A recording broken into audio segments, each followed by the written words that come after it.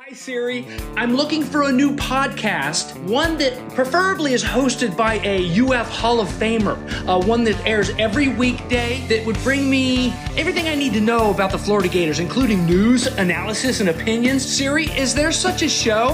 Have you heard of PodUp with Matthews in the morning on Facebook, YouTube, Twitter, or any podcast platform?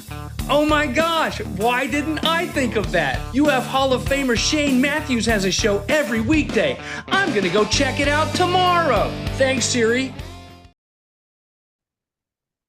Good morning. Welcome to a live edition, and you're looking live at PodUp with Matthews in the morning from the Crime Prevention Security System Studios. Large enough to serve you, small enough to care. We got JC lined up. We may have a couple other guests. We got a lot of people sleeping in today, I think. But JC's going to join us on the Titan MR hotline, and we get to witness nature instead of window panes today with JC. JC, this view is so much better than your window panes. Oh, isn't it though? I mean, look at the beauty of number 10, freshly cut and watered.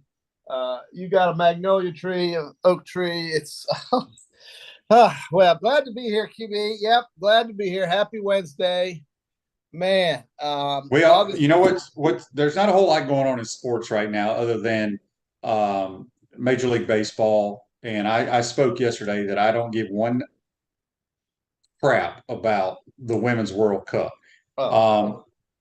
We had a no-hitter thrown last night by the Houston Astros. Did you know that? And you know what else those goons did? They went and got back Verlander from the selling New York. They did? Mets. Yes, they did.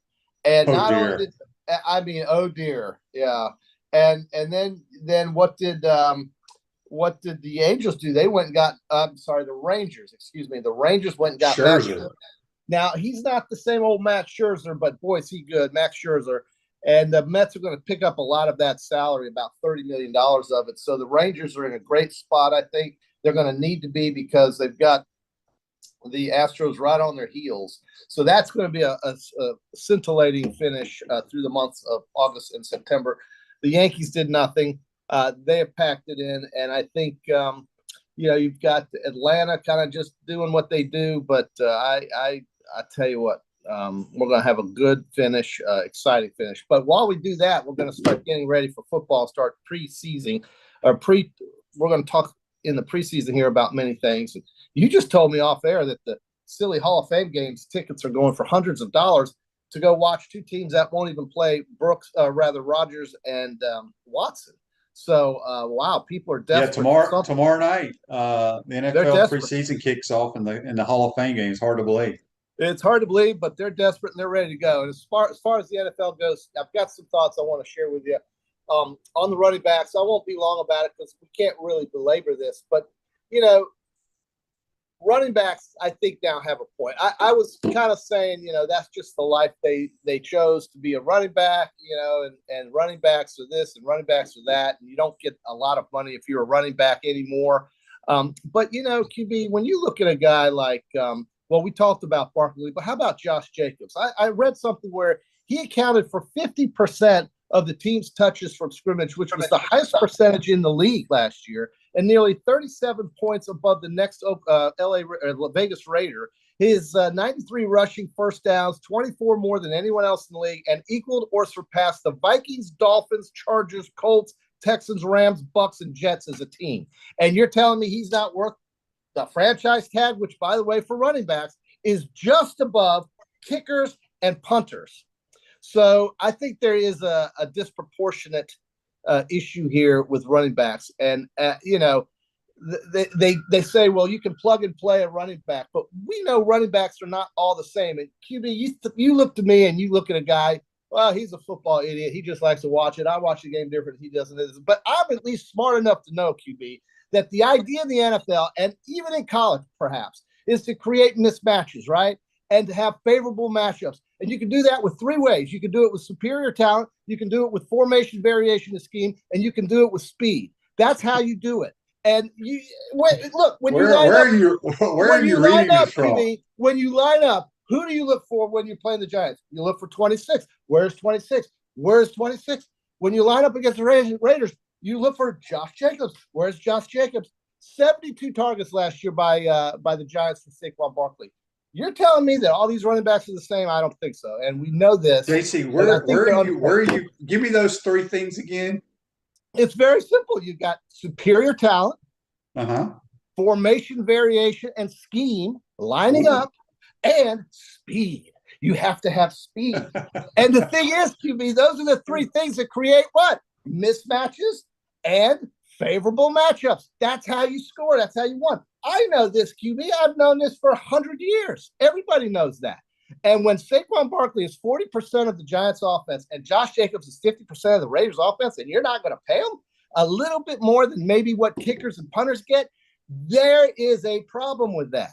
And that is the whole point I want to make about running backs. And yes, absolutely, they're worth more. Let me ask you this. They're not all the same. They're not all the same. It's a game of matchups, QB. That's JC, you're the general manager of Team X. You can have any running back in the National Football League. Who would you take? I tell you, I love Nick Chubb, but I have to have an offensive line, I think, that can really mow down people and be superior up front for Nick Chubb to see gaps and be able to get through. But once he does, he's impossible.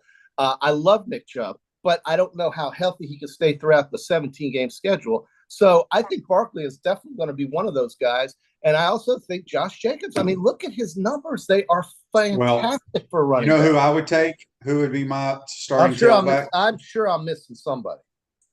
Well, I'm taking Alvin Kamara. Well, that's the thing about him is that he, last year wasn't healthy the whole season. But I'm not talking. I'm just saying everybody's healthy. I don't. I'm taking Alvin Kamara, and I think the next guy who is going to be equivalent to Alvin is the kid from Alabama who went to Georgia Tech that got drafted by the Detroit Lions. What's his name? That would be Jahmyr Gibbs. Yes. Jahmyr Gibbs is fantastic. The Lions could be really excited to watch this year, and I'm picking them to win that division. Yeah. But QB on offensive line under the franchise tag, I read this. Running backs trail every position other than kickers and punters. I already said that. $10.1 million tender this season is $1.3 million less than tight ends. It's $8.1 million less than offensive linemen. It's $9.7 million less than wide receivers and $22.3 million on average behind quarterbacks. You can't win without them, and they're not all the same. And so maybe that position is devalued here by these owners, and I think it all has to do with health. It has nothing to do with production anymore, and that's too bad because you're asking these guys to produce and get in the end zone, and they're doing it in many cases. And again, it's a game of mismatches. And not all running backs are the same. And if you've got a guy like Barkley, if you've got a guy like Kamara, that's the primary person that the defense has to concern themselves with. And this is just a fact. And this is just too bad that these guys feel like.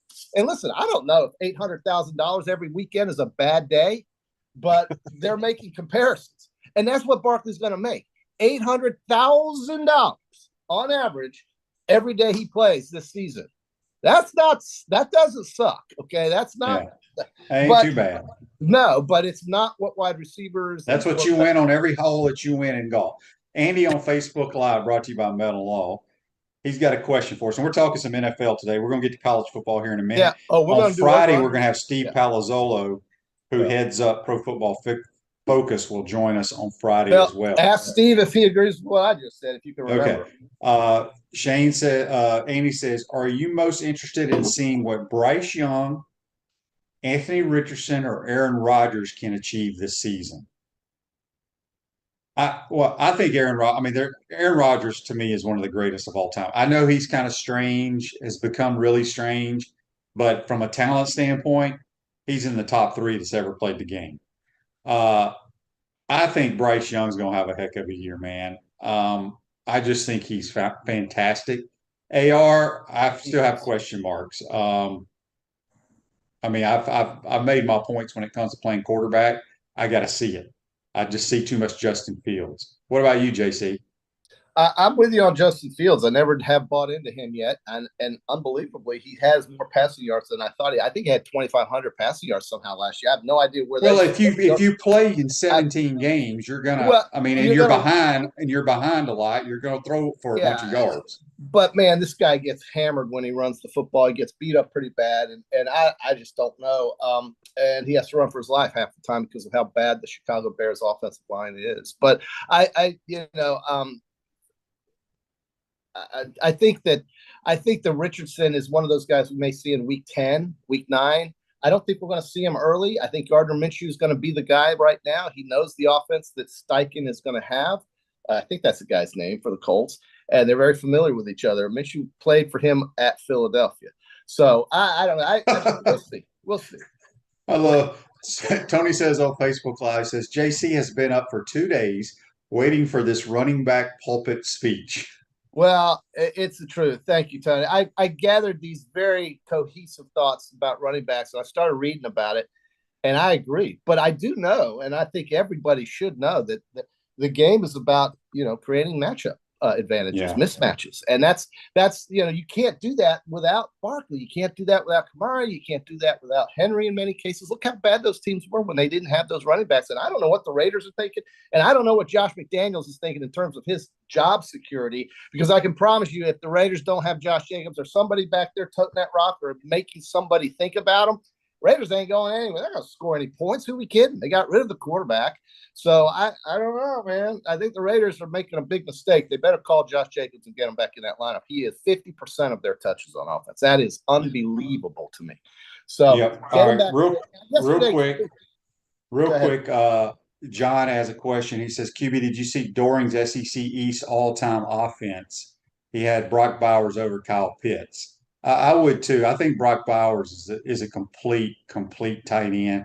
Pitts was outstanding in a different way. I don't know if you saw that, but Doring, it was only like six. It was like 2 quarterbacks, I think 2 running backs, a couple of receivers, and a tight end. Well, he had Tebow and Werfel, which I agree with.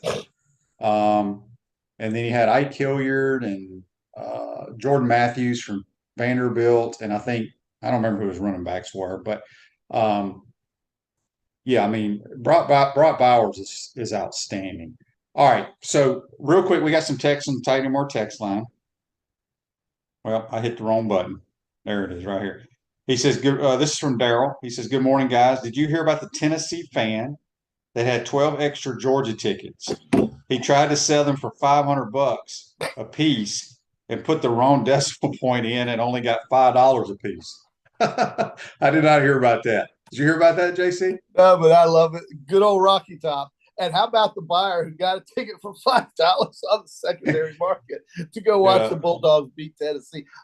That's funny, man. That's a good one there, Darryl. I love that.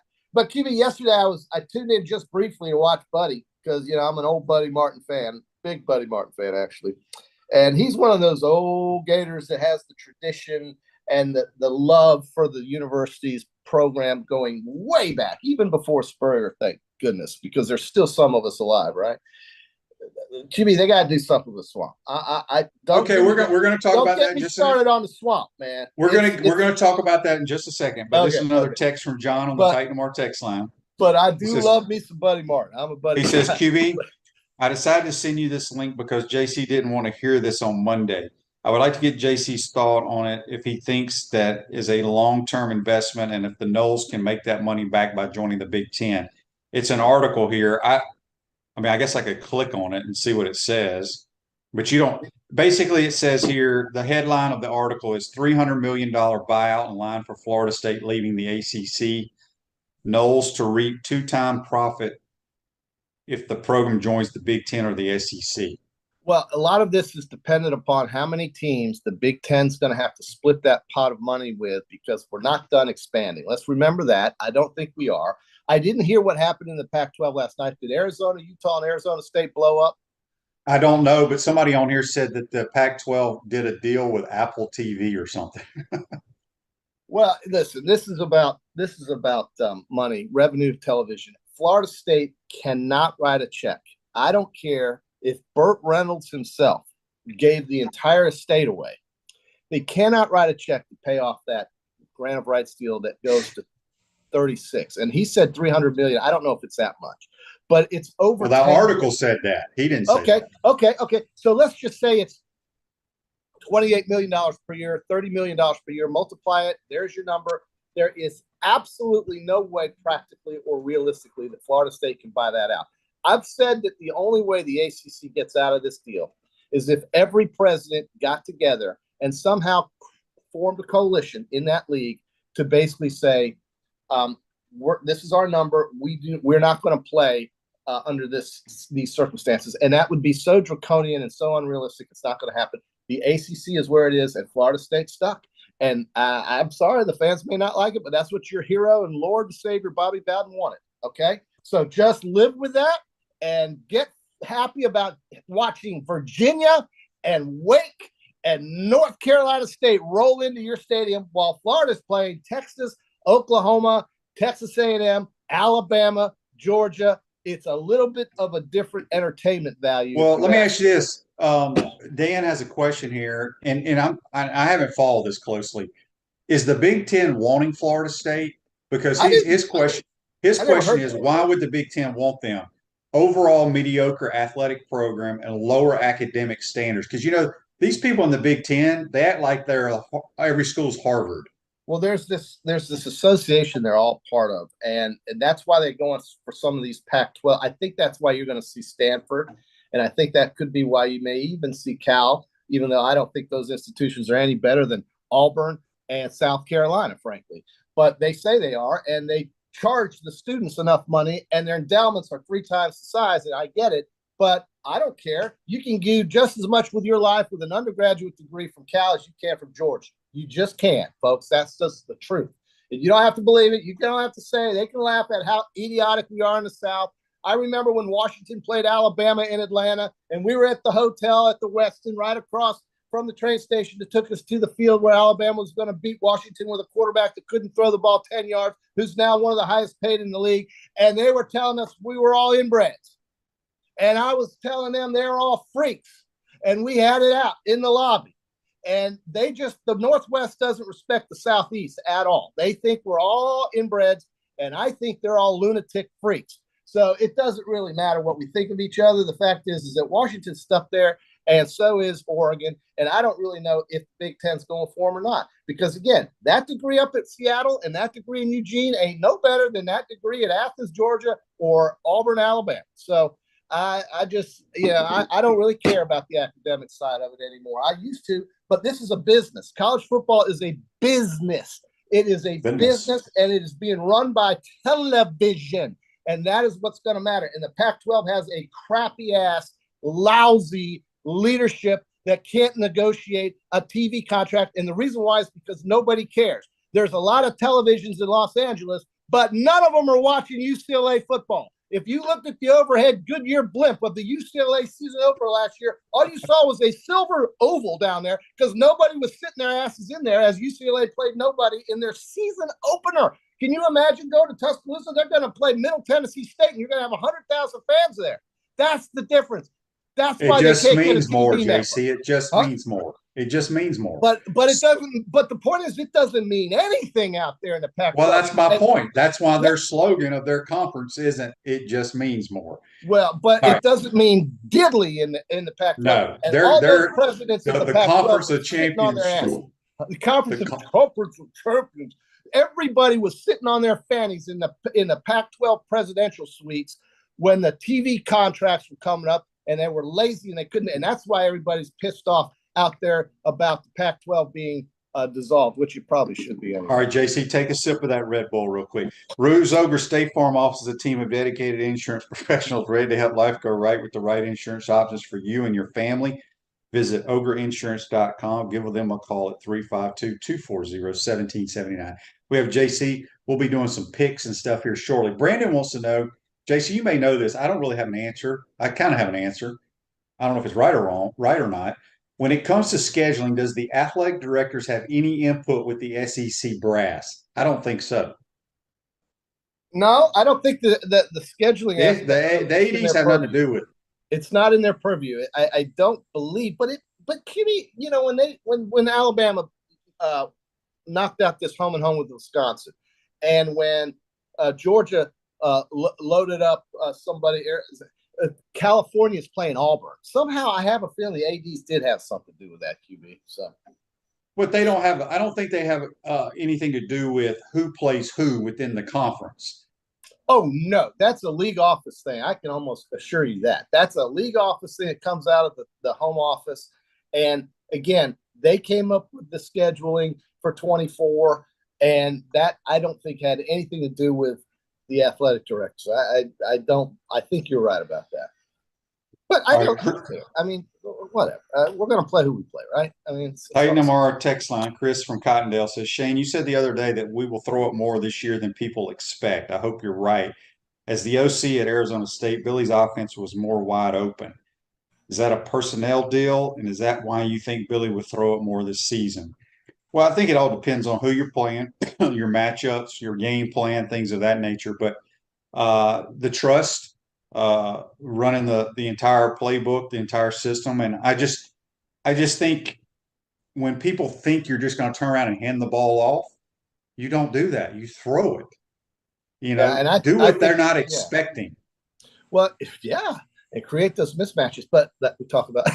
But look, what if Florida starts throwing the ball more on first down, and with that huge, massive offensive line runs it on 3rd and 3? You never know, right? I mean, so play action could work really well for Florida if that offensive line is as good as the size they are. I saw one of the Florida offensive linemen. I did not know who he is. He was one of the largest human beings I'd ever seen try to get on a Boeing 717 last Thursday night off to Atlanta. And he was sitting there. He had his Gator stuff on. He had his sliders on. He had his athletic shorts on. There is no question he was an offensive lineman for the Florida Gators. He had his shirt. He looked like he was 7 feet tall. I, honest to God, could not believe. When he got on the plane, QB, he had to lower his head slightly as he walked down. It's one of the biggest people I've ever seen. This offensive line, if they're any good, could be a real asset for this team because their size is going to be as big as anybody in the country. So I have a feeling. Yeah, they're very big. I mean, my God, I hope they can block. I really hope they can, because if they can't, watch. Scotty on Facebook Live, brought to you by Mellon, says, correct me if I'm wrong, Shane, but didn't you say that you predicted the Gators this season would get 8 wins? All I will say is we got to be able at least have consistent improvement. Can't be the same as we was last year. Well, I mean, Scotty, I appreciate that. Yeah, I said a minimum of 8. This team will be better than last year. They're better all around football team.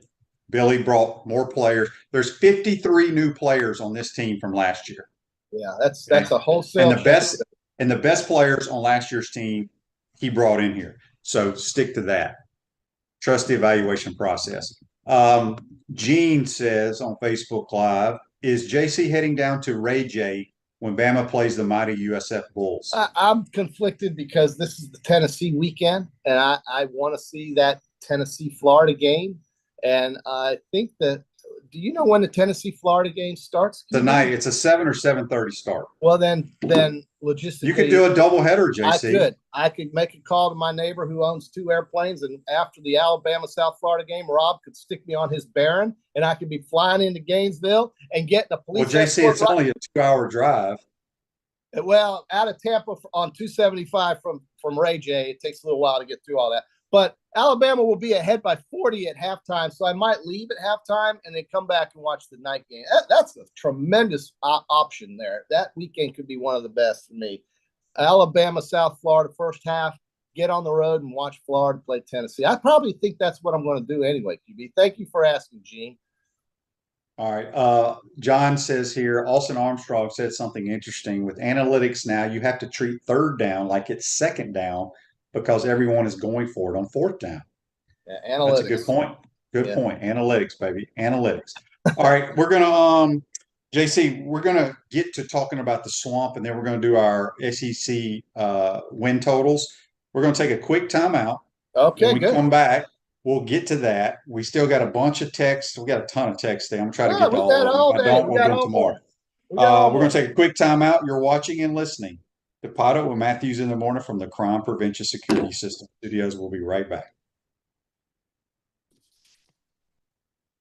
I blew your mind with my running back synopsis and how you win football games on offense. You didn't know I had it in me, did you, QB? You No, didn't know. you were. I saw you over there looking at your Twitter or readings from somebody's. Well, tweet. I was reading that thing about running backs, but I told you flat out, face to face, how you create mismatches and how you win games with those 3 bullet points. Right?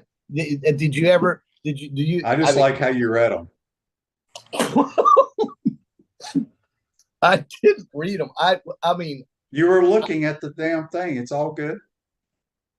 You had a notebook or something over. are we still live? We want to take this moment to thank our sponsors who keep the show going and pay the bills. Our premium sponsors are Crime Prevention Security Systems, large enough to serve you, small enough to care. Titan MRI, Gainesville's only locally owned and operated MRI facility. Meldon Law, the only official injury and accident law attorneys of the Florida Gators. Peaceland Dental, Gator Nation's first choice for dentistry in Port Charlotte. Campus USA Credit Union. QC Kinetics, live pain-free with QC Kinetics. Dave & Buster's, eat, drink, play, and watch. Our gridiron sponsors are Auto ER, UF Bookstores, Celebration Point Town Center, Silverback Concrete Co., Ruse Ogre State Farm Insurance, Doreen Wibby, Realtor Caldwell Banker, MM Parish. Our touchdown sponsors are Adams Ribs, Gator Dominoes, Celebrate Primary Care, Gator Bait Media, Okido America, Style Cuts, Ironwood Golf Course, Big Mills Cheesesteak, McDonald's of Gainesville, 84 Lumber, Aver and Smith, Dowling Signs, Baker's Sporting Goods, Silver Cube Billiards and Sports Bar. If you're interested in promoting your business on the show, call Freddie at 352-284-3733. If you like what we're doing here, make sure to follow us and support the businesses that support us. Hi there, this is Head Ball Coach Steve Spurrier, and I'm here with my wife Jerry and our good friend Sherry Houston, the Executive Director of the Ronald McDonald House Charities of North Central Florida. We're thrilled to announce that the 2-year anniversary of our restaurant, Spurrier's Gridiron Grill, is coming up on August 14th. Last year, we had so much fun celebrating with everybody that we're doing it bigger and better this year. We're hosting a special dinner and celebration that will include a chef's choice of premium buffet or your favorite Spurrier Gridiron Grill menu, including a filet mignon carving station, shrimp and grits, short rib risotto, wonderful seafood options, and many dessert options also. Like my famous chocolate chip cookies. Proceeds being donated to the local Ronald McDonald House. Thrilled to once again partner with Coach Jerry and the Spurrier Gridiron team to raise funds for the Ronald McDonald House, benefiting families and children experiencing medical emergencies. Spurrier's Gridiron Grill would be donating 11% of all of our money from food and 66% of drink sales to the Ronald McDonald House. Go to spurriers.com right now and reserve a ticket before they sell out. We'll have wonderful food, special guests, and a limited edition of the 2nd year anniversary collector's coins, as well as prizes like a dinner with me and Jerry. We couldn't have become one of the busiest and most successful restaurants in the Southeast without your support. So we want to celebrate with the most important people of our team, and that's you. I want to celebrate with some of those cookies. Do you have any of those? Sure do. Right here for you. Oh, thank you.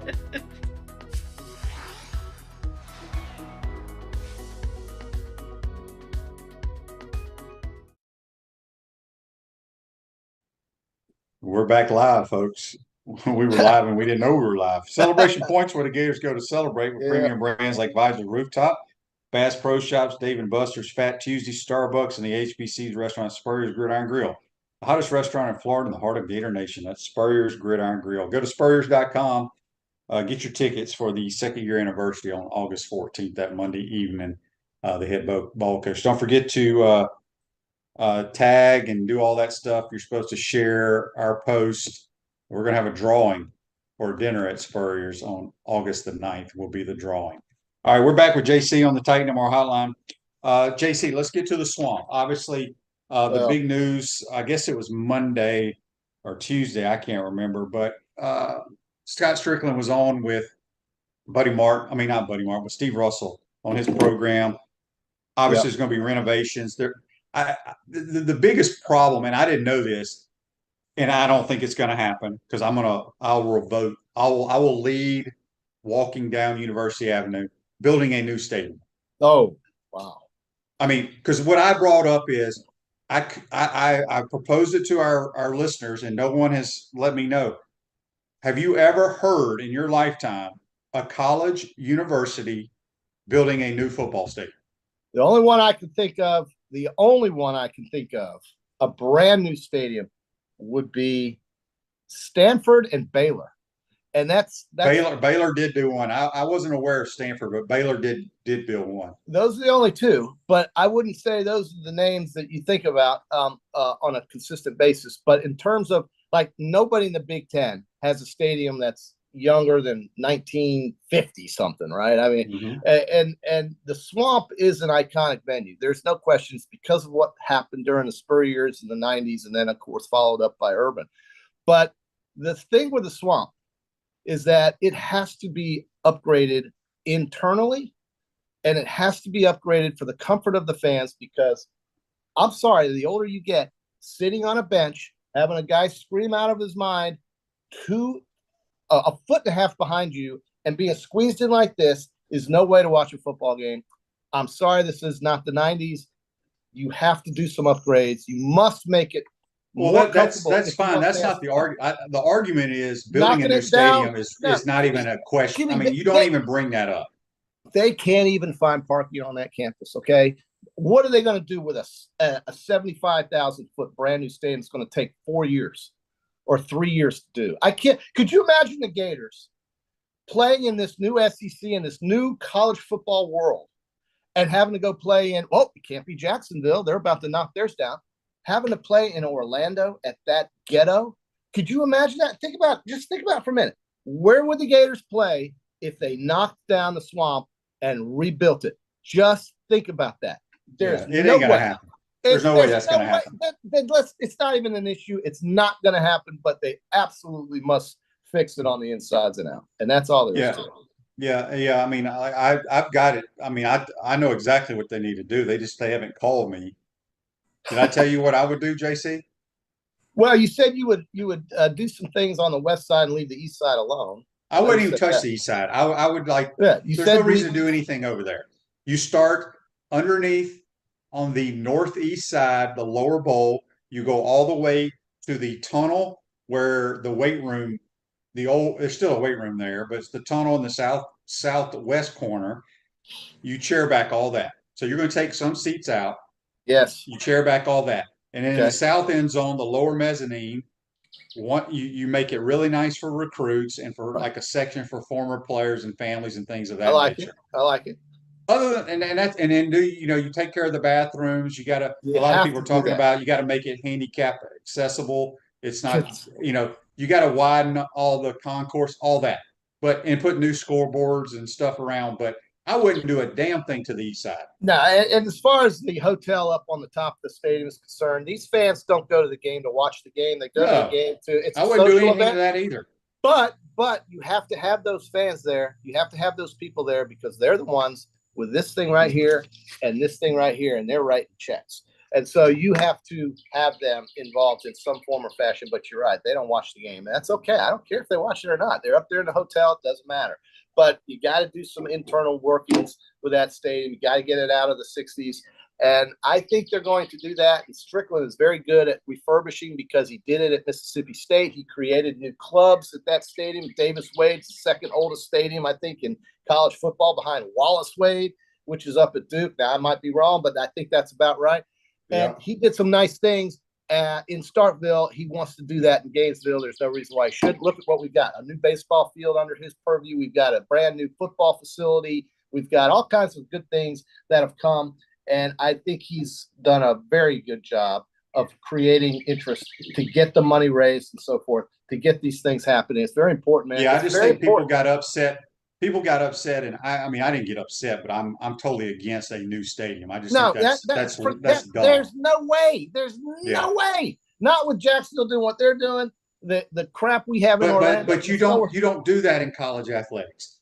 Kenny says, I look for another Champions Club on the east side. I don't think anything can be built on that side because there's Florida Gym that butts right up next to where Yon Hall used to be. Well, that would go away. That would go away. They're not getting rid of Florida Gym. Well, then they can't do They anything on can't. the It's east a side. historical building. Okay. That's why they've never been able to build anything on that side, is because The you old- can't get cranes, you can't do anything over there. Alligator Alley, baby. Alligator Alley. But yeah, I think they'll fix it up. They'll die. It'll be beautiful. They'll have to take some capacity out, but they didn't have that capacity to begin with because those bench seats are this wide, QD, this wide. You can barely fit in it because you're skinny. Imagine somebody like our friend in Mississippi trying to sit on the west or east side. It can't happen. So they'll have to do something to that, and they will. This is not Purdue. This is not Northwestern. This is not Rutgers. Now, there were some states, like I said, Baylor and Stanford, the only two that come to mind that redid an entire new stadium. So I didn't know Stanford. I thought they were still playing in the same they stadium play. that used to host the Super Bowl. No, it looks like a square. It's a rectangle. It's they don't put half the fans there, but it is a new place. But Baylor, Yeah, I forgot Baylor's built that new stadium for sure. Baylor's beautiful. Oh my God, it's a beautiful stadium. Beautiful. All right, JC, let's get first of all, we got to do our Peaceland Dental, Gator Nation's #1 choice for dentistry in Port Charlotte surrounding areas. We got to do our golf picks. We missed it last week. They're going to be at the Wyndham Is this the playoffs, or is that starting next week? No, this is the last regular season, if you will, for golf. The playoffs begin, I think, right after. And, you know, you've got a couple guys that are right on that threshold. My man, Lee Hodges, who I was embarrassed to say I did not know went to Alabama. So I went and watched the Golf Channel, and Jay Sewell was there, the coach at Alabama. I told you. He had his swinging elephant shirt on. It was magic, and I was so happy for Lee Hodges. Asa says FAU has a new stadium. Yeah, FAU. Okay. We know UCF. I'm talking about real football programs. Real football. I mean, like Power 5 schools. No, no Power 5 schools do not build new stadiums. I haven't heard, well, other than the ones I just told you about. Yeah. The FedEx St. Jude Championship, I think all of that is part of the playoffs. You'll have to fill me in. You know, I kind of lose interest in golf after the last major. And unfortunately, it's not the PGA in August. It's the British Open in July. Wyndham Championship. You want my 3 winners, or are you going to Well, you pick first, then me. Okay. Well, I'm going to take Sam Burns to win the Wyndham Championship.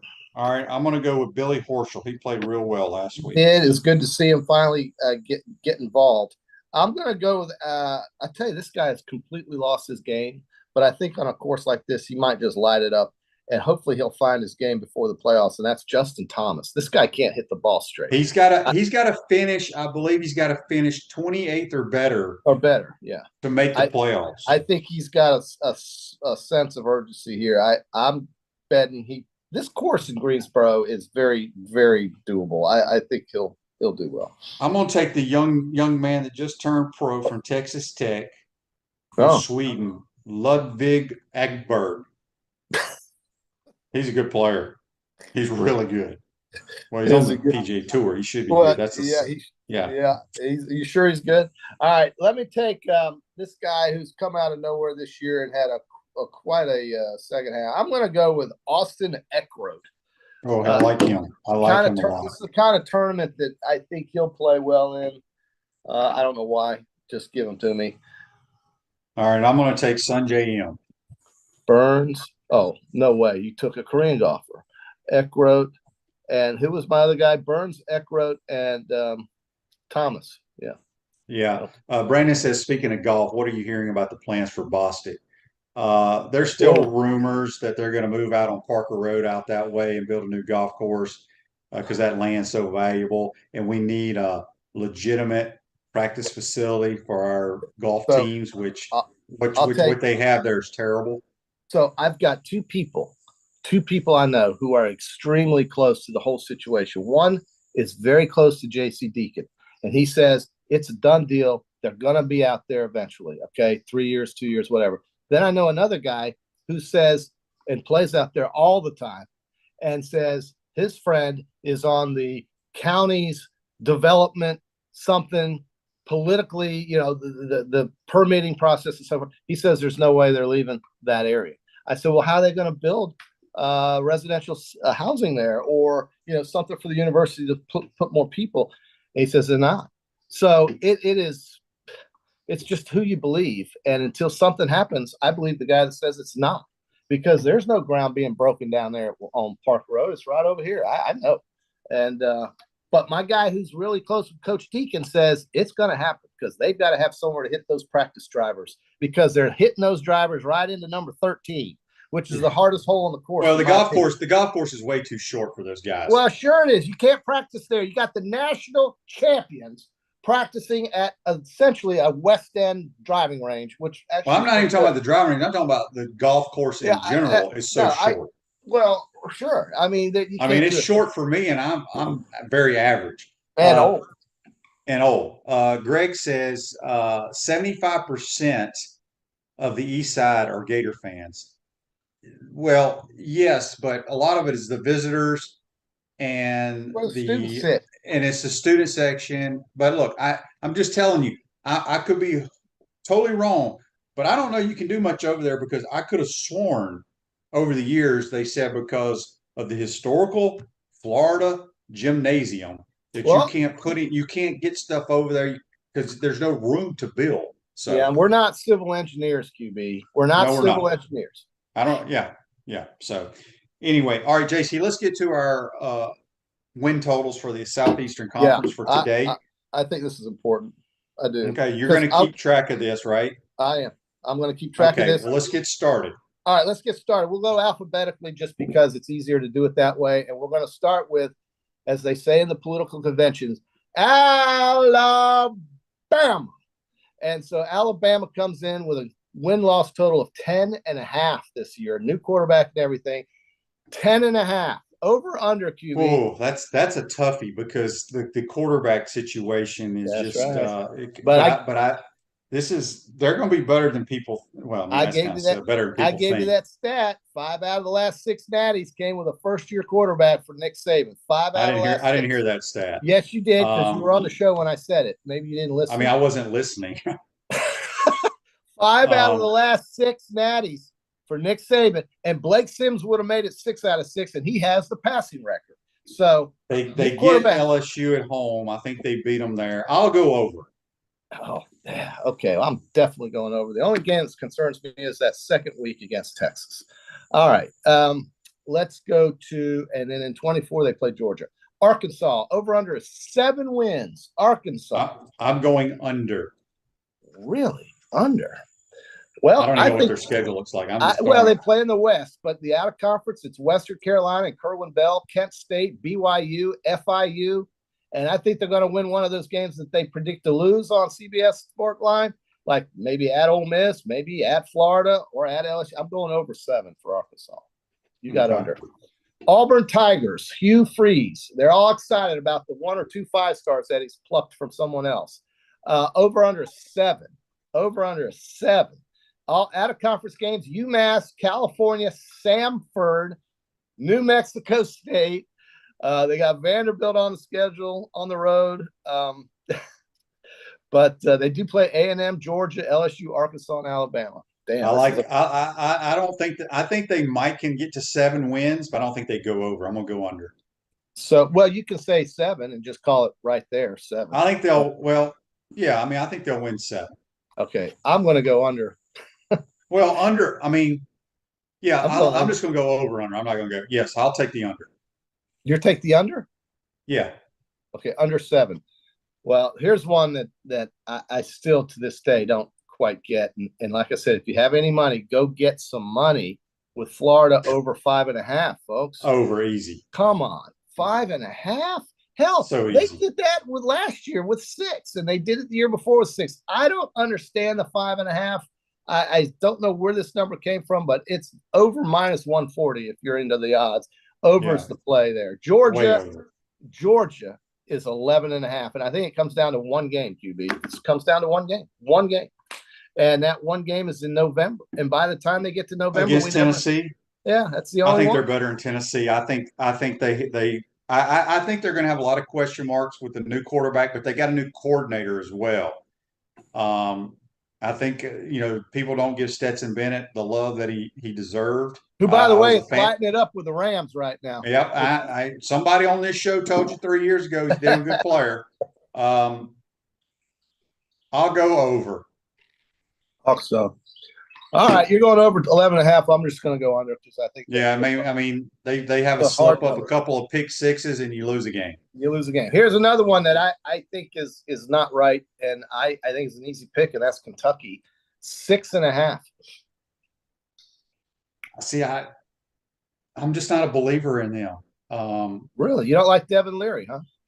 I mean, I like him, but God, they were so bad on the offensive line last year. It was one of the worst lines I've ever seen in the Southeastern Conference. And I know they made some moves there.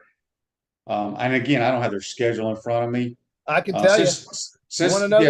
Give me their out of conference real quick. Non-conference is Eastern Kentucky, Akron, Ball State, Louisville. Louisville's going to be pretty good. I'm going under. I'm going under. All right, I'm definitely going over the 6.5. I think they win 7 or 8. All right, LSU 9.5. 9.5. I'll go over on that. All right, I'm going to take under. I think they win 8 or 9. All right, they'll beat Grambling. Yes, they will. Here we go. Mississippi State 6.5. They got Arizona, Southeastern Louisiana, Western Kentucky, and Southern Mississippi as their non-conference games. I'm going to go under, and it's going to they're to get over the total. They're going to have to beat Ole Miss probably, but I'm going to go not. I think they're going to win 6 games. I think they're going to go 6-6. So I'm going under. I got them over 6.5 QB. They're going to do better than that. They're going to surprise some people. I look. They don't seem to ever have problems with Texas A&M. Of course, Texas A&M's got a different coach now, calling plays. Missouri under 6.5. This is the Tigers here. You love the Missouri Tigers. I like Brady Cook, dude. I think they're all right. I'm going under. Okay, I'm going to go over 6.5. Mississippi is 7.5. Their non-conference is Mercer, Georgia Tech, Monroe, and Tulane. Yeah. Yeah, I'm going under. I just think their defense is so poor. You do, really? Yeah. I'm going. I talked to the guy up there, and he works up at Ole Miss. He doesn't know how. I mean, he says their defense has been bad over the years. He thinks they're going to be worse this year, and I agree with him. South Carolina has a total of 6. Again, I think this number is way too low. I'm taking over. Give me over. Who are their out of conference games? They got North Carolina. They're going to lose that game. Well, maybe, but they've got Furman. They've got Jacksonville State. They play Vanderbilt. Is that an out of conference game? Vanderbilt. They play Clemson at home this year.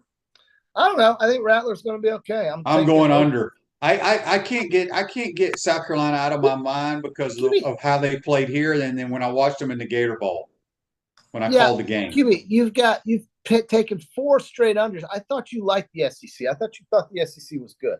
I don't think some of these teams are very good. You don't. But I mean, you got to remember they're playing each other, JC. I do remember that. Tennessee. Here's a good one here. I'm going under their total too because I'm not a Joe Milton fan. Give me the over. I love them. Tennessee. I don't love them. I should not say. I would never say I love them, but I think they're better than you think they are. Over 9. I think you know what? That's too hard because that is so going under. Okay, let's change that to 8.5 instead. Why you can't change it? What is the what is draft? Well, then okay, I'm going to say they win 9 games, so I'm right at 9, the number. So you said it was 9.5? No, I said it was 9. It was 9. 9. It has to have a half by. I don't know why this dumbass CBS. I'm going to go with 9. I think they're going to win 9 games. So do I take over? I'm still going under. Okay, I'm going to just say 9. I'm going to leave it at 9. TAMU 8.5. Over. Over. I got under there. I'm sorry, John James sucks. And then finally, this school for some reason is still hanging around. We still have to talk about them. Vanderbilt. 3? 3.5. Now, yeah, but their out of conference games are terrible. Are you ready? It's Hawaii. They'll beat Hawaii. Alabama A&M. I don't even know what their nickname is. And Vegas. Then Wake Forest. I'm going to go over the Vandy total. Yeah, I am too. As much as I dislike Vandy in terms of their commitment to football, which I John guess says is Tulane will beat Ole Miss and go 12-0, and they will be like TCU.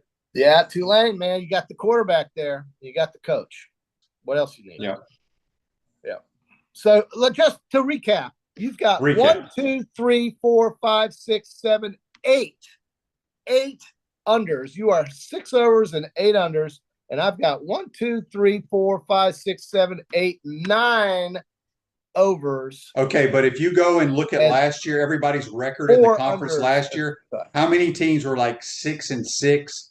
Yeah, a lot of and 7-5.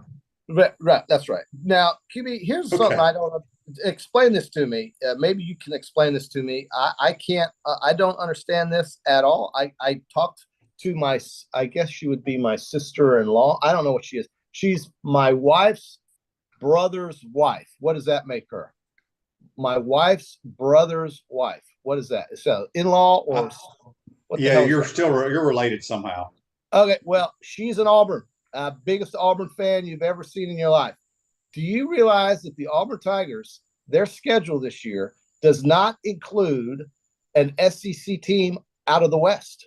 They do not play every team in the West, and I was stunned. They play A&M, they play LSU, they play Ole Miss and Mississippi State, they play Alabama, but I can't find Arkansas. They have to play them. I can't find. They're not on schedule.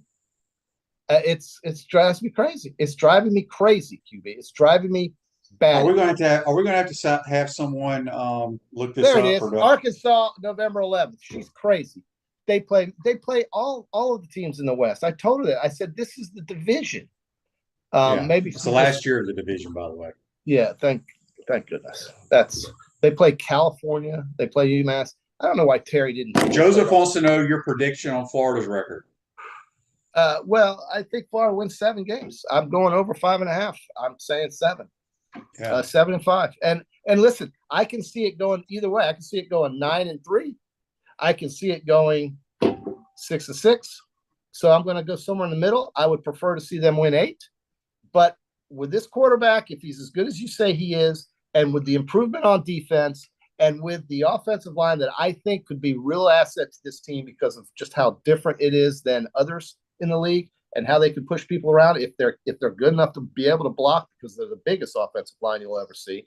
I don't know why they can't win 8 games, but I'm just going to say they'll be the Florida Gators one day on the road and they'll lose to Kentucky or something crazy will happen, a block kick, penalties, whatever, and win 7. So I'm going with 7-5. That's a safe pick, but I hope I'm wrong. I hope you're right.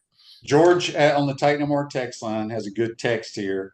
Yes. He says, Shane, ask JC if his thoughts on the Gator football team will be different if Anthony Richardson was returning at quarterback.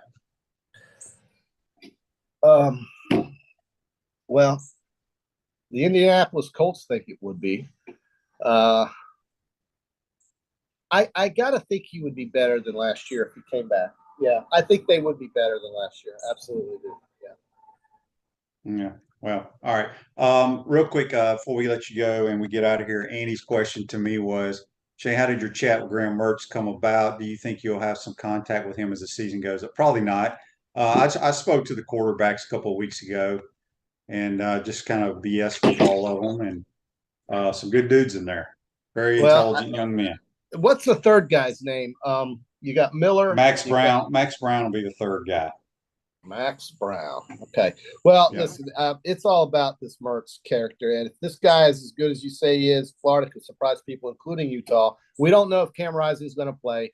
I don't know what Utah is all about. They're supposed to be good and this, that. All right. But first game, anything's possible. Well, they're 26-2 in their last 28 home games. That's a tough place to win. Tough place to win. Well, I'm going. So. I'll be there. I'll be there, QB. Yes, you will. All right, JC, we appreciate your time and all your expert analysis on the National Football League's running backs. We're going to do NFL picks later in the month. How's that? Yeah, we'll do some other conferences as well because I have the Clemson Tigers just rolling through the ACC. Okay, let's do that then. We'll do that. Do you know the semis? The semis I saw somewhere they've lost 8 straight games to the Clemson Tigers. Yeah, I mean And they ain't gonna beat them this year either. Clemson's loaded, and they got a quarterback. Well, I mean, Klubnik has got to be better than Uiagalelei. So, Yeah, but people like him because he could throw it a long ways, JC. I know he's just he's just not good. He's at not Oregon very State. Watch him what Jonathan Smith does with him at Oregon State, though. I will be interested to see how that goes. All right, that's JC. Join us on the Titan MR hotline. We appreciate his time. Silverback Concrete is a family-led team of heavy concrete specialists that build commercial structures with